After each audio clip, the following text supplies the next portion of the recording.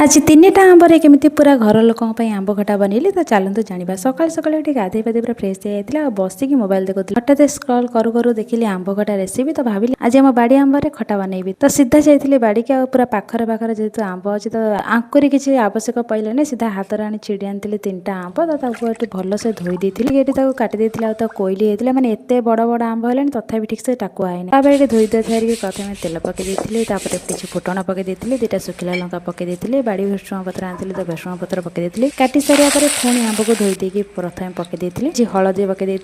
किसी लुण पकई लुण पकई सारी भलसे भाजी दे सारापर टे काश्मीर चिली पकई भलसे कषिदेला टाइप किसी समय बाद देखिली कषिला बेलू विश्वास करेंगे ना बाड़ी आंब पूरा टेस्ट थे एमती आंब छेचा करी से आज बाड़ी आंबर आज आंब खटा कर देखा जाऊ कौन हम से पानी देती और चीनी पकई चीनी पकई घोड़ी देती किसी समय बाद घोड़ा कली देखिले देखा सीझिला ना ना तो सीझी ना ठीक से आउटे सीझे एपटे मो धनिया पत्र धोई देती छिड़े देती जेहतु काटिले टे छिड़े चारिकर पकईदेली रेडी होगा मोर आंब खटा आज मिनी ब्लॉग टी केमती लगे निहत कमेंट करेंगे आपण बाड़ी में जब आंब अच्छे तो निहत थे आंब खटा कर ट्राए करूँ आज वीडियो ये रखुच्छी देखा नेक्स्ट मिनी ब्लॉग रे रही जय जगन्नाथ हाँ ये आंब खटाटी मोर केमती लगे निहत कमेंट करेंगे।